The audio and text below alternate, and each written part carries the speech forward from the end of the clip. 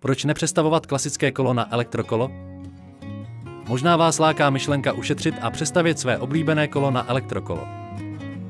Zdánlivě jednoduché řešení ale skrývá několik zásadních problémů, které byste měli zvážit, než se do takového projektu pustíte. Za prvé, rám a konstrukce nejsou stavěné na zátěž.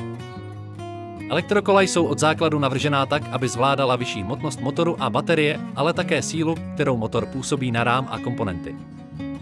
Obyčejné kolo nemá zesílenou konstrukci, což znamená, že dlouhodobé používání může vést k prasklinám a poškození rámu.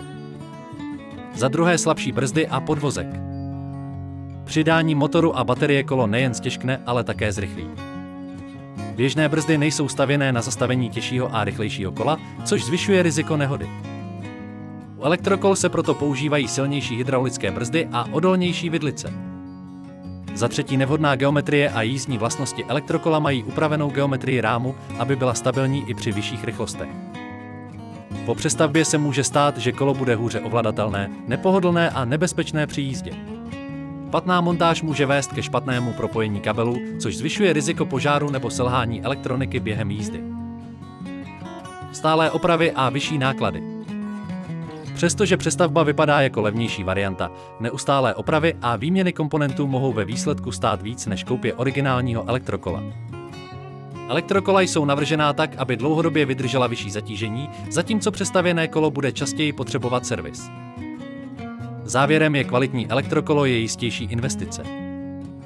Pokud chcete spolehlivé elektrokolo, které vám bude dlouho sloužit a nebude vás stát neustálé opravy, je lepší investovat do originálního modelu.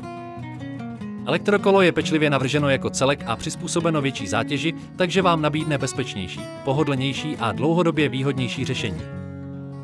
V cykloservisu Šance máme široký výběr elektrokol s jedinečným designem. Buďte originální a vyberte si kolo s oblíbenou barvou, které jen tak někdo nemá.